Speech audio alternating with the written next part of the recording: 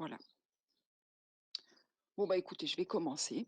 Alors, j'ai remis cette diapositive pour ces notions de progradation, rétrogradation, aggradation, parce que c'est vraiment des notions importantes et parce qu'elles vont, on va les utiliser sans arrêt. D'accord? Donc, progradation, c'est du point de vue vraiment de la ligne de côte qui avance sur la mer. Donc, c'est une régression marine. Rétrogradation, c'est la ligne de côte qui avance vers le continent. D'accord? Et donc, c'est une transgression marine. Et aggradation, c'est juste un empilement de dépôts sédimentaires sans variation de la ligne de rivage. Alors ça, c'est vraiment par rapport à la ligne de rivage. D'accord? Donc, ça ne nous donne pas de, euh, d'idée sur le niveau marin. C'est-à-dire que pour avoir une régression marine ou une progradation, on peut avoir des variations de niveau marin, mais on peut aussi avoir des variations d'apport détritique. OK?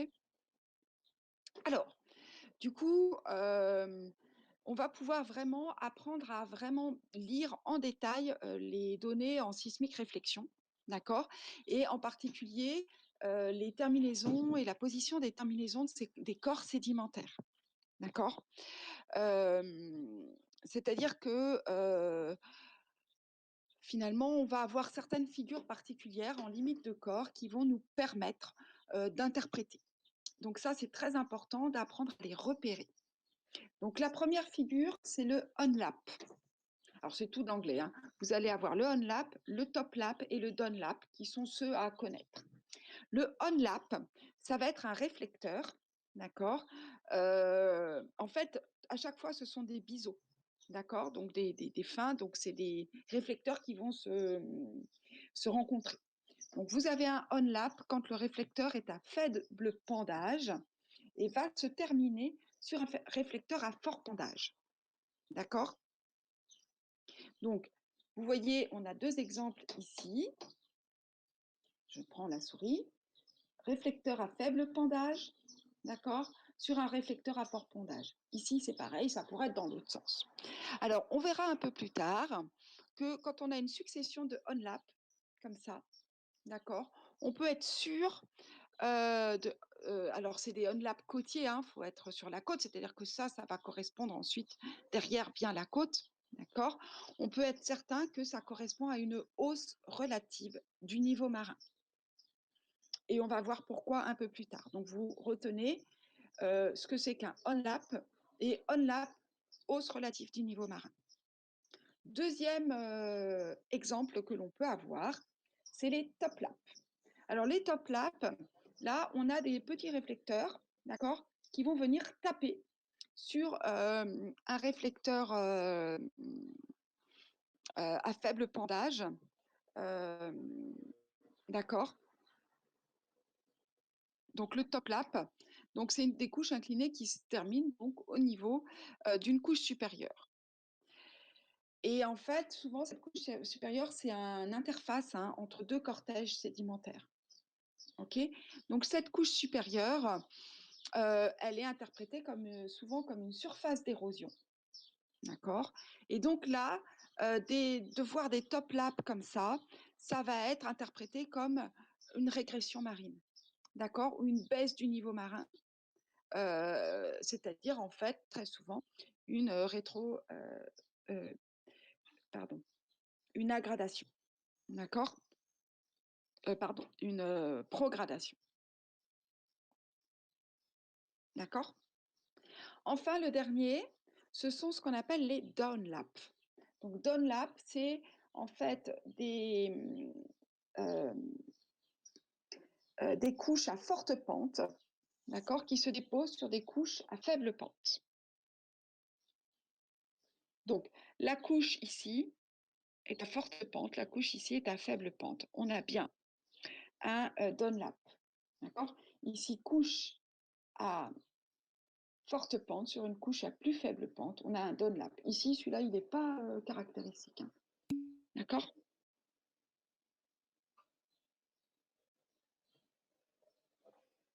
Alors, je reprends la question de Chloé, c'est-à-dire interface cortège sédimentaire pour le top lap.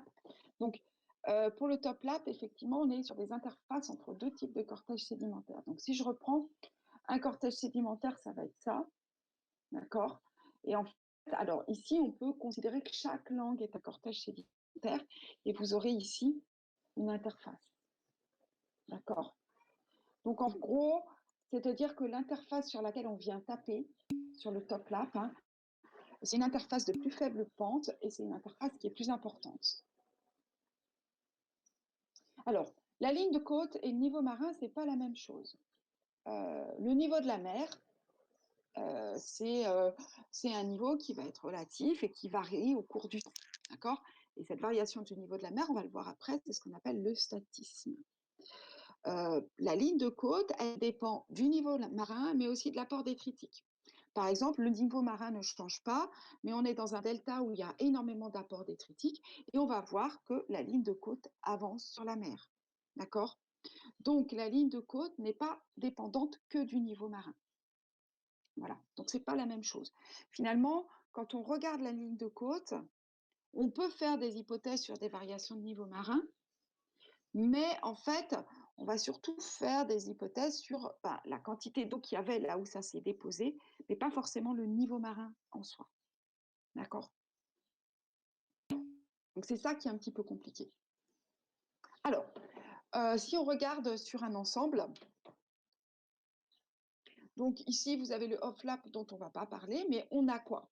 On a ici donc une zone où on a un réflecteur un peu fort, avec ici des limites entre des séquences, puis là on a des séquences de sédimentaires, d'accord, qui sont limitées aussi par des petits réflecteurs.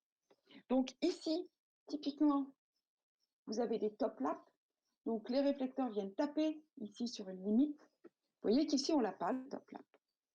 Ici, on a des réflecteurs qui sont à faible pente, qui tapent à faible pente sur une limite à forte pente, donc ce sont des on-lap.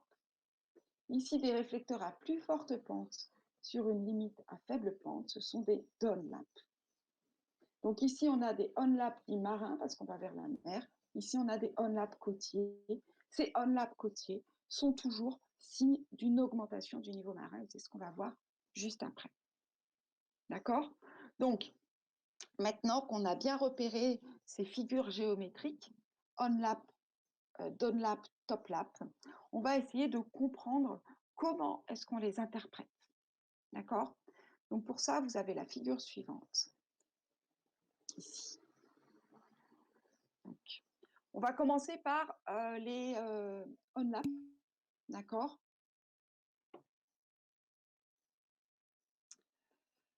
Alors, les down-lap, alors, on va voir, d'accord? Je répondrai après. On va d'abord regarder les on-laps. En fait, les down-lap et les top-lap, on peut les interpréter de façon un peu variée. C'est ça qui est compliqué. Donc ici, ce qui nous intéresse, c'est les on-lap côtiers, qu'on voit très bien. Donc on est dans 3 cas de figure où on a des on-lap côtiers. D'accord? Vous voyez qu'on a en même temps ici des down-lap côtiers. D'accord? Ici on n'en a pas, ici on en a, ici on en a. D'accord? Donc c'est variable les down-lap. Mais par contre, on a des on-lap côtiers. Donc la côte c'est ici, les on-lap sont ici. OK? Et en fait, on se rend compte que à chaque fois, en fait, on a dessiné les sédiments dans des cas où on va avoir une montée relative du niveau marin, qui peut être associée à une transgression, d'accord, à une ligne de rivage stable ou même à une régression. Ça va dépendre du flux de sédiments, d'accord. Donc en fait, savoir si on a transgression, régression, vous voyez que ça dépend à la fois de la variation du niveau marin, mais aussi du flux de sédiments. Et ça va contrôler l'accommodation, c'est-à-dire la quantité de la place que j'ai dans mon bassin sédimentaire. D'accord? Donc, ces interprétations-là, elles sont côtières. Hein. Alors, ça peut être le niveau marin, ça peut fonctionner aussi sur des grands lacs. Okay. Voilà. Donc ici, on a une augmentation du niveau marin avec un flux sédimentaire qui est faible. Donc vous voyez, en fait, on a à chaque fois nos sigmoïdes, nos dépôts sigmoïdes, nos langues ou nos slumps, d'accord? Nos limaces, si vous voulez. Avec, ce qui est intéressant, c'est qu'on a à chaque fois donc des dépôts grossiers, des dépôts intermédiaires, puis des dépôts simples, des dépôts fins. Si on est dans une zone où il peut y avoir des coraux, éventuellement il peut y avoir aussi des coraux, mais pas forcément, ça dépend, d'accord? Et on voit que avec l'augmentation du niveau marin, eh bien, la ligne de rivage s'éloigne, donc on a une rétrogradation, d'accord? Et donc on a une transgression, c'est-à-dire que la mer gagne du terrain sur le continent. L'océan gagne du terrain sur le continent. Ce qui fait que finalement, les dépôts grossiers sont de plus en plus, donc sont toujours au-dessus, ça c'est normal, et sont de plus en plus hauts sur le continent. OK? Et ce qui fait qu'on a bien ici des onlaps. Quand on regarde ici, là, on a un flux de sédiments qui est moyen, mais qui permet du coup de compenser l'augmentation du niveau marin. Ce qui fait qu'en fait, on a en blanc ce qui correspond à la ligne de rivage. Ma ligne de rivage ne bouge pas, d'accord? Et à ce moment-là, vous voyez que j'ai une forme d'aggradation. Enfin, c'est ce qu'on appelle une aggradation, c'est-à-dire que j'augmente, j'empile, toujours les mêmes sédiments, donc les grossiers sur les grossiers, les moyens sur les moyens, les fins sur les fins, d'accord? J'ai des onlaps qui montrent qu'il y a une augmentation du niveau marin, et ici j'ai des downlaps, d'accord? Quand je vais avoir une augmentation du niveau marin, mais un flux sédimentaire tellement important qu'on a malgré tout une régression et donc une progradation, c'est-à-dire que le continent gagne sur l'océan. D'accord? À ce moment-là, je vois bien que ma ligne de front, elle avance sur l'océan. Et donc, j'ai toujours des onlaps successifs au niveau des côtes qui correspondent bien à une augmentation du niveau marin, malgré une régression. D'accord? Et puis ici, je vais avoir des downlaps. Non, par exemple, ici, on ne peut pas vraiment dire qu'on a des downlaps parce que ce n'est pas successif. Tout arrive au même point. D'accord? Donc, dans le premier cas de figure, on n'a pas forcément des downlaps. Là, on en a. Là, on en a. Et partout, on a des onlaps qui signifient qu'on a une augmentation du niveau marin, mais qui peut se traduire par une transgression, enfin, par une rétrogradation, une aggradation ou une progradation. D'accord? C'est ça qu'il faut bien comprendre. Donc, onlap, c'est vraiment sur le niveau marin général. Donc ensuite, deuxième cas de figure, ici. Donc, on a d'anciens onlaps, mais qui disparaissent. Et puis là, on a une surface d'érosion. D'accord? Et donc, associée à une régression marine.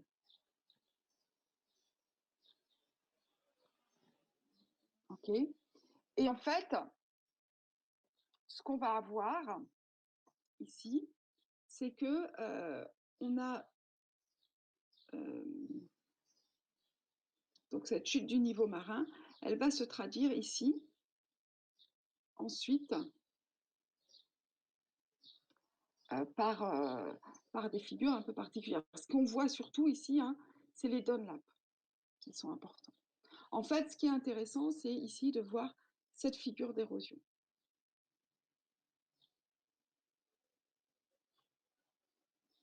Alors, si la figure d'érosion est suffisamment forte, au bout d'un moment, on va avoir... Alors là, on ne les voit pas très bien, on n'en voit qu'un seul, si vous voulez. Ici. On l'a ici. On a un top lap. Si l'érosion était plus forte, on aurait un deuxième top lap ici. D'accord? Alors, on peut avoir aussi une stabilité du niveau marin. D'accord? Alors, donc ça, c'est des top laps. D'accord? C'est-à-dire qu'on a une pente forte ici, des pentes faibles ici. Ça va être plutôt des Dunlap, parce qu'on a une pente forte ici, des pentes faibles ici. D'accord? Mais vous voyez que les Dunlap, c'est un peu une avancée, mais ça signifie pas, c'est pas forcément signifiant. C'est toujours à mettre en avant, à mettre en relation avec tout le reste de ce que l'on voit. D'accord? Et donc ici, vous avez vraiment des top laps très très faciles à distinguer. Donc, qui sont vraiment signes d'une régression. Hein, les top laps, en général, c'est signe d'une régression.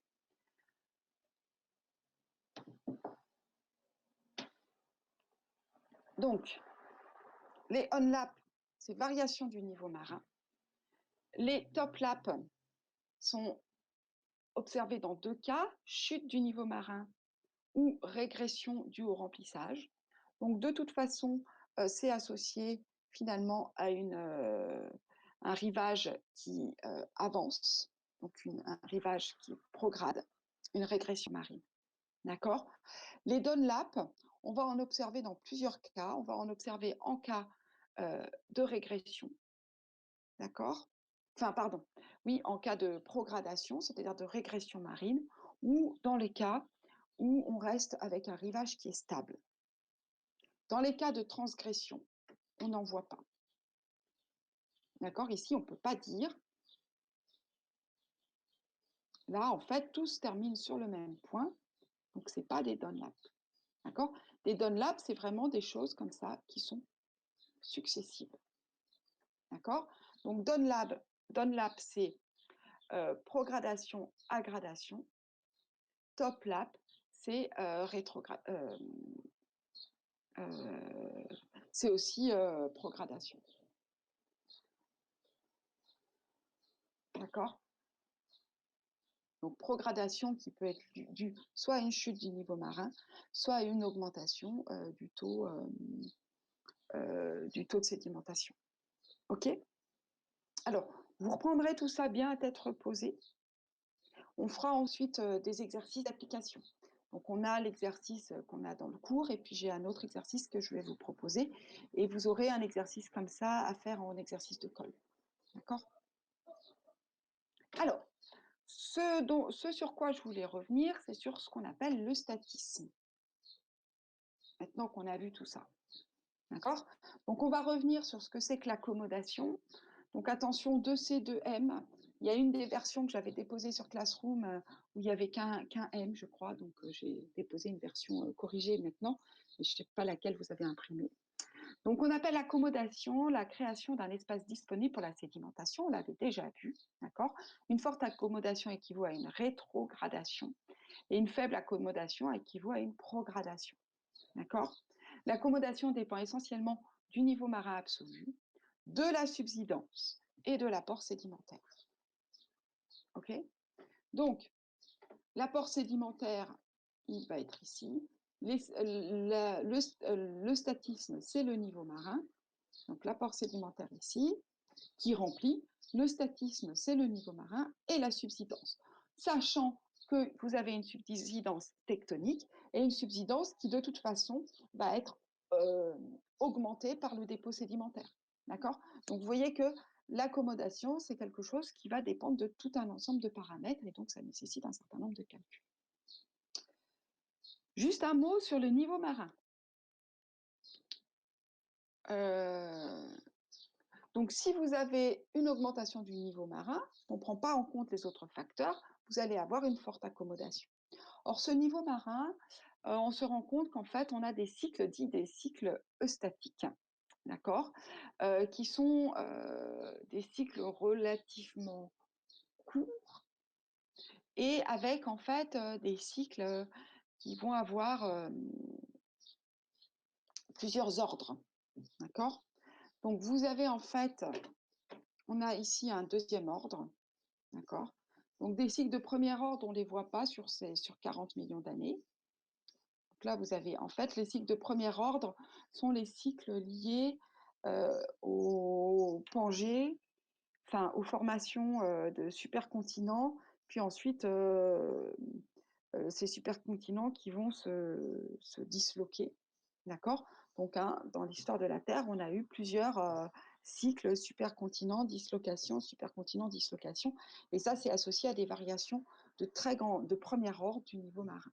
Ensuite, on a des variations de deuxième ordre, donc on arrive à voir ici, avec une sinusoïde ici, puis des variations de troisième ordre, d'accord? Avec des grandes transgressions, des périodes d'inondation maximale et des régressions. Donc, alors, hein, on voit que la durée de ces transgressions, régressions, inondations maximales, elles sont variables au cours du temps. On voit qu'au Quaternaire, on a eu beaucoup de variations qui sont liées en fait au cycle glaciaire-interglaciaire, mais ces cycles glaciaires-interglaciaires, ils ont existé en fait à toutes les périodes. D'accord? Sauf qu'il y a des périodes plus chaudes, plus froides, et donc les cycles interglaciaires-glaciaires sont plus ou moins visibles. Voilà. Donc en tout cas, variation du niveau marin, on en parle beaucoup aujourd'hui parce qu'on observe une augmentation très forte du niveau marin liée à la fonte des glaces et également au réchauffement. Hein, parce que quand on réchauffe la Terre, on réchauffe les océans, l'eau se dilate et donc on augmente le volume d'eau, tout simplement. Donc le volume des océans, il augmente non seulement du fait de la fonte des glaciers continentaux, mais également du fait d'une dilatation thermique. Donc aujourd'hui, on est dans une étape de grande transgression, si vous voulez. On est ici, on est dans le fameux Anthropocène, et on a une grande transgression marine. On observe vraiment, il y a des îles qui risquent d'être totalement inondées, etc. D'accord ? Donc on est dans une période de grande transgression marine. Et en même temps, on est dans une période où on fabrique énormément de sédiments terrigènes parce qu'on a énormément d'érosion des sols. Donc, il y a un petit peu les deux. C'est-à-dire qu'on a des apports détritiques qui sont très importants. Hein, quand on déforeste, quand on fait de la culture, qu'on laisse des sols nus et tout, on a des apports détritiques qui augmentent. Donc tout ça pour vous refaire le résumé, d'accord? Donc les causes des transgressions et des régressions sont variables. Ce qui peut expliquer une transgression marine, c'est une augmentation du niveau marin ou un enfoncement du substratum, c'est-à-dire une subsidence. D'accord? Vous savez que par exemple, la taille, l'accommodation des océans, si je prends les océans, ça dépend aussi des dorsales. C'est-à-dire que les dorsales prennent beaucoup de volume. Quand vous avez des dorsales rapides, elles prennent plus de volume, dorsales lentes, elles prennent moins de volume. Tout ça, vous le verrez quand vous ferez la partie océan l'année prochaine. D'accord? Les régressions, elles peuvent être liées à une chute eustatique, chute du niveau marin, un soulèvement du substratum, également des apports sédimentaires qui augmentent. D'accord? Donc voilà, vous avez plusieurs causes. Et le document 17,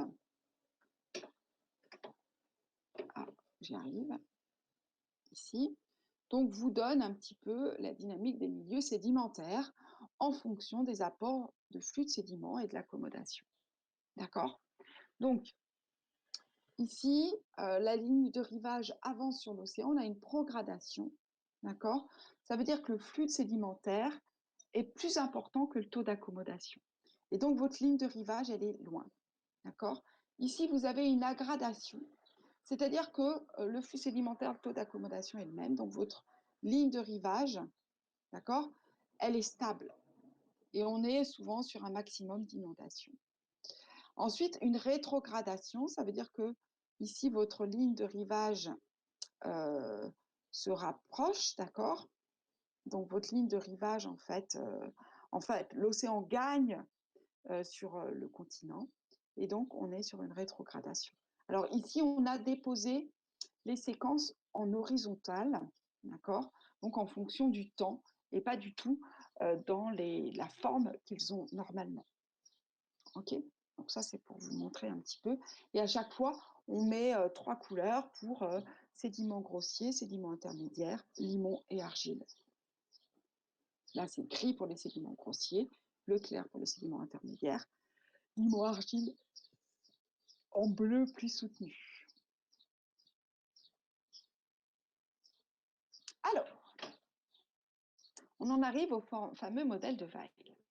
Alors, quelques introductions sur ce modèle de Weil. Donc, Weil, dans les années 80, il modélise une séquence de cortèges. Donc, un cortège sédimentaire. Donc, les cortèges ici sont délimités par des traits rouges, si vous voulez.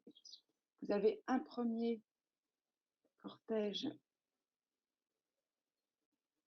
ici. En fait, vous avez un premier cortège ici, un deuxième cortège ici, et un troisième cortège. Grosso modo, un cortège, c'est un ensemble de limaces, d'accord, qui s'est mis en place à un moment donné et qui va être délimité par une figure d'érosion. Donc, en gros, on peut même imaginer qu'ici, on a un seul cortège avec une limite là, rouge, en trait plein, qui limite un cortège, et puis cette limite-là. D'accord? On voit bien qu'à chaque fois, on a des limites érodées. Donc, en fait, ici, on va considérer qu'on a un grand cortège qu'on peut subdiviser en 3 petits cortèges. Mais on va voir un grand cortège. D'accord?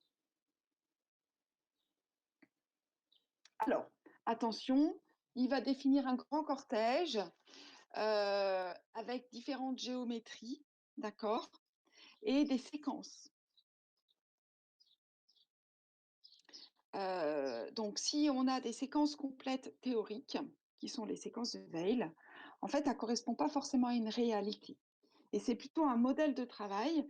Et nous, après, quand on regarde, on va retrouver ces séquences ou des morceaux de ces séquences sur le terrain et on va pouvoir les interpréter. D'accord?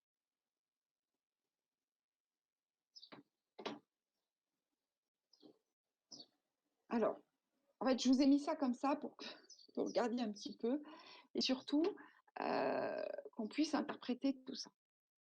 Alors, une des choses qu'on va observer, donc du plus profond au moins profond, d'accord? Donc, quand on est vraiment dans la zone profonde, au début, on était à la base du talus. Et donc, à la base du talus, dans les zones les plus profondes, ce qui s'est déposé en premier, souvent, c'est des turbidites. C'est ce qu'on appelle le CSM, cône sous-marin. D'accord? Donc, vous avez des turbidites. Ensuite, vous allez avoir des pots de prismes réguliers qui sont les prismes où c'est le cortège de bas niveau.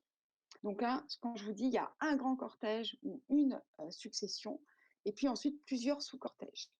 Donc, PNB, ce sont les cortèges, c'est le cortège ou le prisme de bas niveau. Donc, en fait, ça correspond ici à cette zone-là.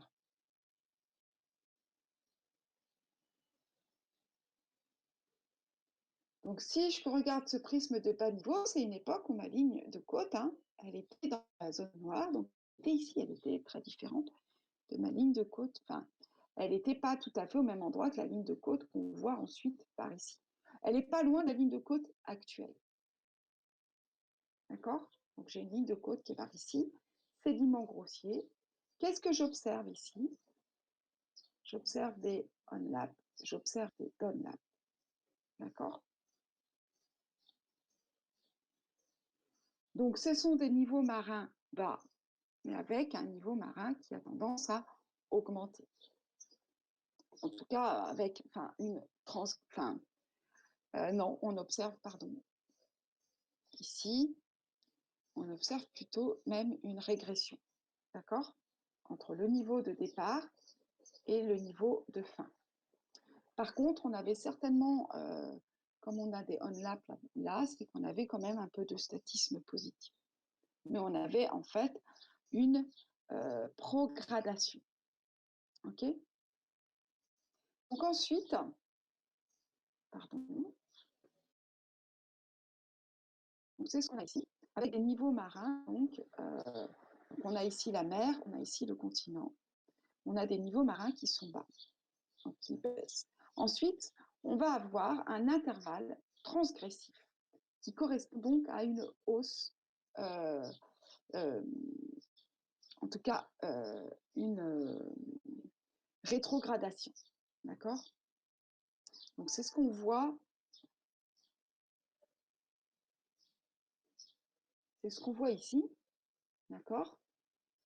Donc dans toute cette zone, on voit bien que la limite ici, hein, elle gagne sur le continent. Et on a des magnifiques on-lap partout ici. D'accord? Et on n'a pas d'on-lap. On a vraiment les on-lap ici. Qu'est-ce que je vous dis? Oui, les on-lap. D'accord? Donc ensuite, on a ici la surface rouge qui correspond à la surface où on avait le niveau, en fait, le niveau relatif, hein, disons, la transgression marine maximale. C'est-à-dire ce qu'on appelle la zone qu'on appelle, donc si je reviens sur la diapositive suivante, l'intervalle transgressif avec hausse du niveau marin et la surface d'inondation maximale. D'accord? SIM. Donc, on vous donne ici. C'est ces pointillés-là. Vous êtes tous d'accord? On a ici la surface d'inondation maximale qui correspond à cette période. Donc après,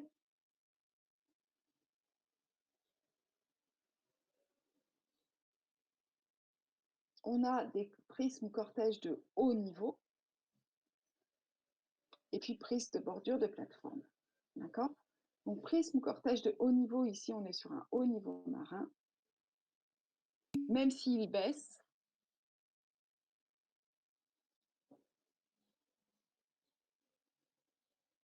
ah, parce que c'est une ancienne série PNH. D'accord? Où on avait ici, vous voyez, le haut niveau marin qui était ici. D'accord? Donc ça, c'est une ancienne série. Et puis, on retourne ici sur une nouvelle série avec à nouveau un niveau marin relativement bas. Et puis ici, des sédimentations de plateformes actuelles. D'accord?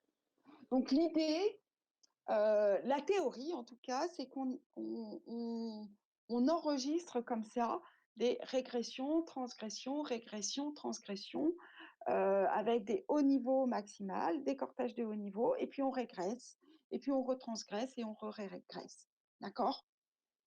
Alors, on n'a pas forcément la série complète déjà parce qu'il y a des phénomènes d'érosion, parce qu'on n'a pas forcément le temps d'avoir des séries complètes en bord d'océan, mais en tout cas, on peut avoir des morceaux de série qu'on arrive à repérer dans des profils. D'accord?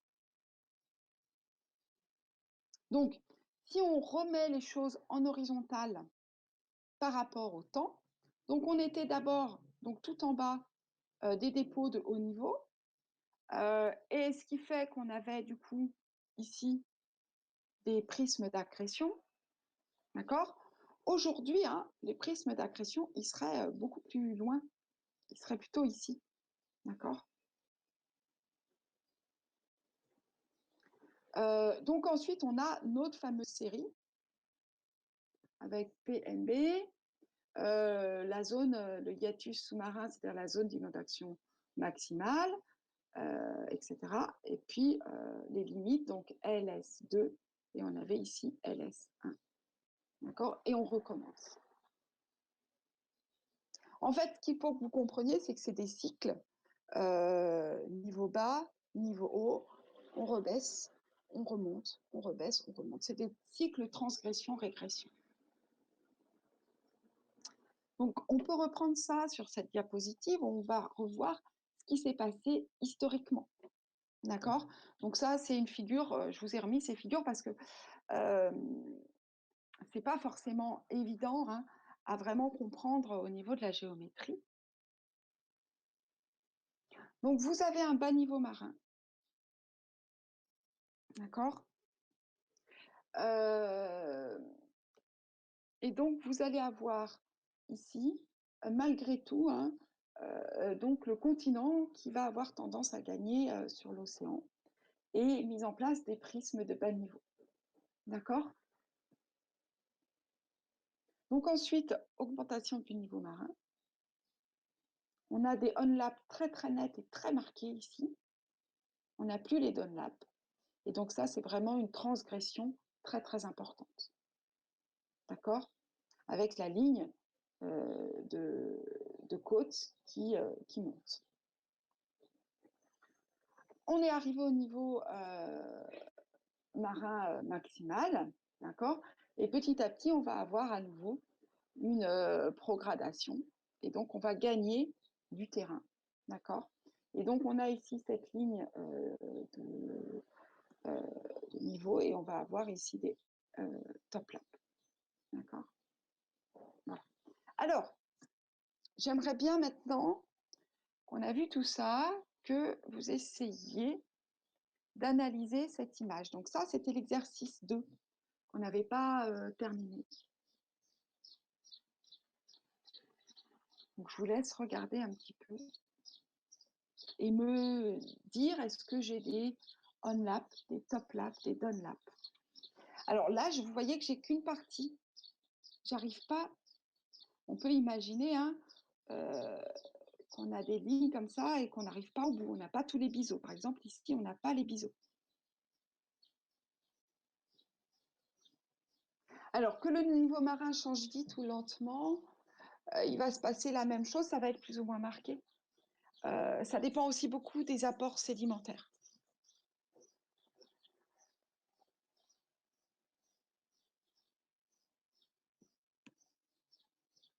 Alors là, je suis d'accord, on a des Dunlap très marqués. Si on a des Dunlap et vous avez des top lap, alors marquez-les-moi les top lap. Je suis d'accord qu'on les a. Et les on lap, alors marquez-moi les on lap.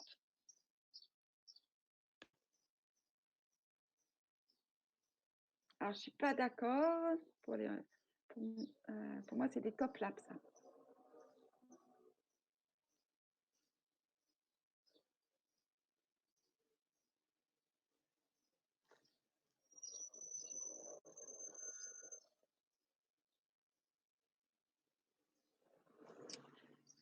En fait, le problème, les on-lap, on ne les voit pas vraiment parce qu'on n'a pas notre ligne complète de rivage, mais ils arriveraient comme ça, hein, sur la ligne de rivage qui était ici. On aurait nos top laps qui arriveraient. Ici, on a nos down laps et ici, on aurait nos on laps qui arrivent ici. Et ici, on a des top laps. D'accord?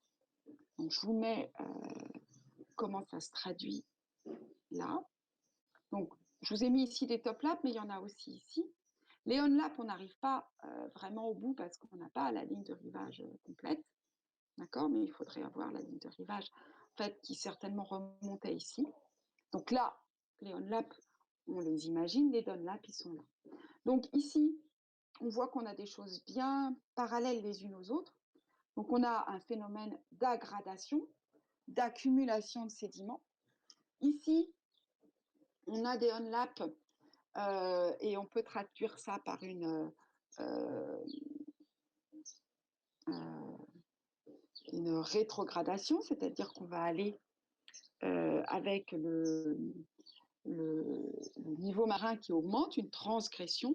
Par contre, ici, down-lap, d'accord, plus top-lap, qui nous montre bien qu'on a plutôt donc un phénomène de progradation, c'est-à-dire que à nouveau le rivage gagne, d'accord, on va aller plus loin déposer et on va avoir donc une régression marine, d'accord. On voit bien que ma ligne de rivage, petit à petit, elle va s'éloigner par là. Si j'ai ma ligne de rivage qui augmente par ici. En tout cas, sur cette partie-là. D'accord? Alors, on fera d'autres exercices. Je vais vous en donner un tout de suite à faire chez vous, qu'on corrigera vendredi. Comme ça, vous le ferez à tête reposée. Donc, faut que je dépose. D'accord? Je le déposerai dans l'après-midi parce que juste après votre cours, je vais au lycée pour...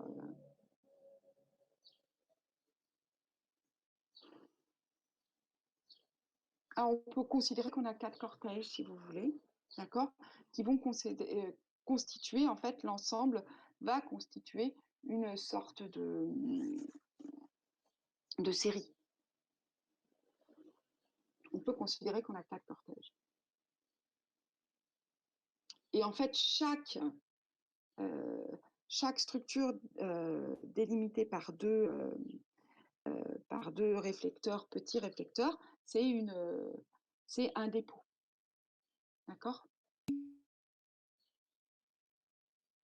Voilà, donc on peut voir les choses un peu comme ça, si on facile.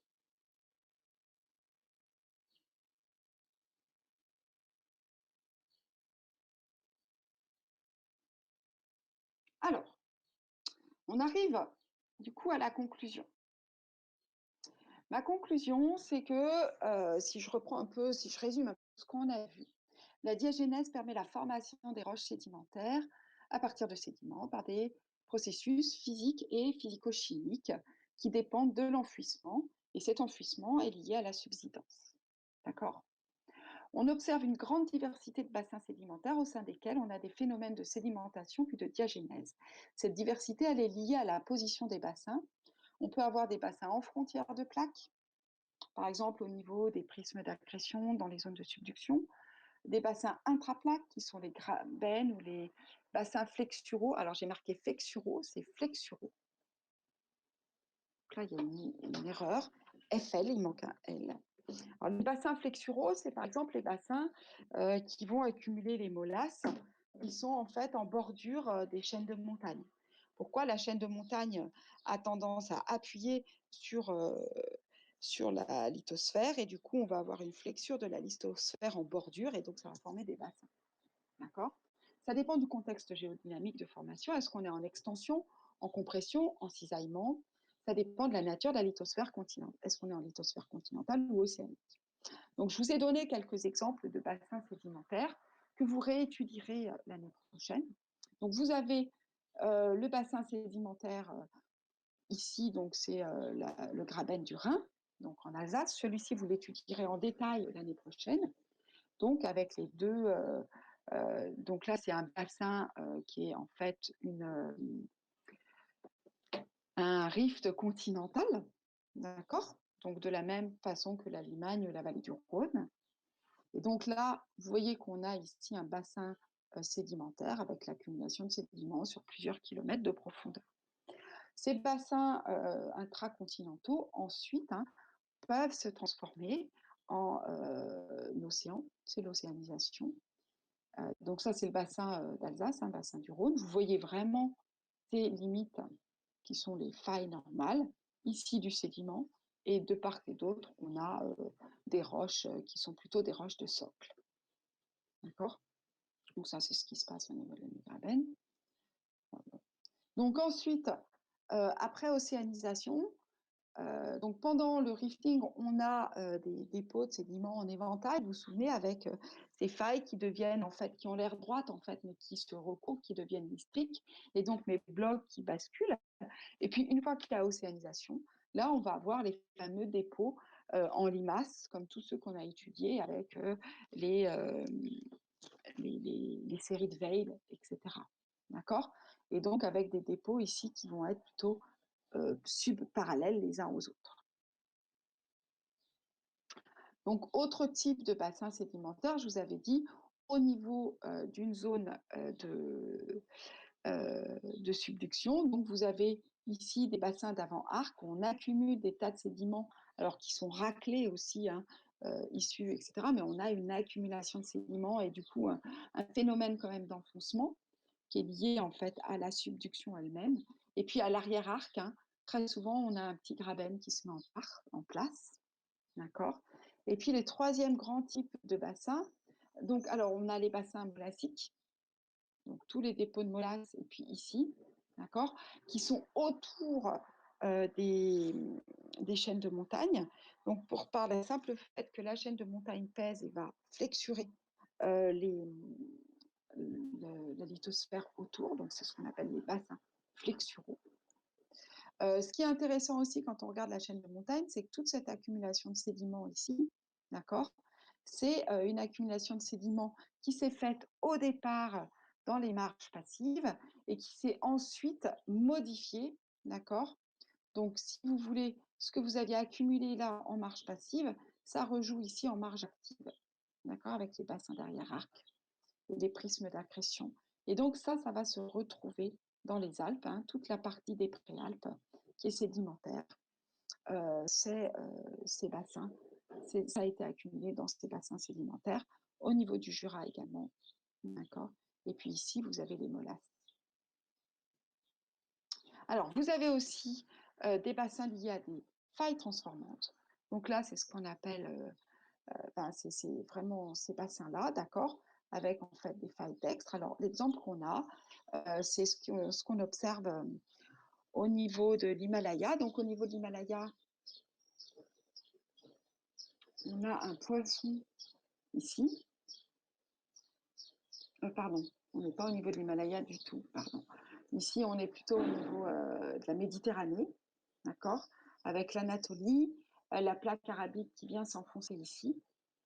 Et ici, on a une faille transformante très importante, d'accord. Et donc, cette faille transformante, elle va être à l'origine de la mer de Marmara, d'accord, qui est en fait un bassin qui s'est mis en place par un décrochement. Donc, on a bien les failles décrochantes ici qu'on arrive à voir. Donc, c'est juste pour vous donner un petit peu la diversité de ces bassins sédimentaires, d'accord, qui vont se mettre en place à partir du moment où vous allez avoir en fait des phénomènes d'accommodation. Donc, des zones qui s'enfoncent, qui sont libres et dans lesquelles vont pouvoir positionner des sédiments. La diversité de ces bassins, etc., c'est des choses que vous reverrez l'année prochaine. Voilà. Ben, écoutez, juste deux mots. Donc, il faut bien connaître les méthodes d'étude de ces bassins. Et puis, la stratigraphie séquentielle, ça va être une approche globale de l'étude des bassins sédimentaires qui va être basée sur la compréhension des liens au niveau de la géométrie. Donc, on va s'intéresser, quand on fait de la sédimentation, à la nature des sédiments, d'accord, la nature des roches, les phénomènes de diagénèse. On va s'intéresser aussi aux phénomènes d'avant, c'est-à-dire comment on va éroder et du coup fabriquer du sédiment, d'accord. Et puis on va s'intéresser ensuite à la géométrie des différents dépôts sédimentaires qui vont nous aider à comprendre un petit peu l'histoire des sédiments. Donc vous voyez qu'on peut s'intéresser à plein de choses variées. Et tout ça, ça va nous permettre de traduire et de retrouver la paléogéographie d'un lieu donné. D'accord. Donc, on fait beaucoup d'histoire, en fait, d'histoire géologique quand on fait des études de roches sédimentaires. Voilà. Bah, écoutez, si vous avez des questions, vous n'hésitez pas. On termine un peu en avance, hein. J'avais mal calibré mon cours. Je vous envoie, du coup, assez rapidement un exercice de plus à faire ensemble, déjà, sur ces analyses de géométrie, donc la stratigraphie dite séquentielle. Et puis, je vous laisse relire le cours tranquillement. Il y avait des choses un peu complexes. En fait, il ne faut pas trop, comment dire, il faut pas trop surinterpréter les choses. Il faut vraiment avoir la capacité de repérer les on-lap, down-lap et top-lap, et ensuite de savoir les différentes interprétations qu'on peut en avoir. D'accord? Et l'interprétation que vous ferez sur un gisement que vous avez ou sur un document que vous avez va dépendre aussi du contexte dans lequel est ce document, du contexte du contexte géologique, des autres données que vous avez, etc. Voilà. Bon, eh ben, écoutez, je vous souhaite une bonne journée et je vous retrouve uniquement vendredi où là, donc, on refera un tout petit exercice de sédimentaux et surtout, on aborde l'embryologie. Voilà. Eh ben, bonne journée. Au revoir.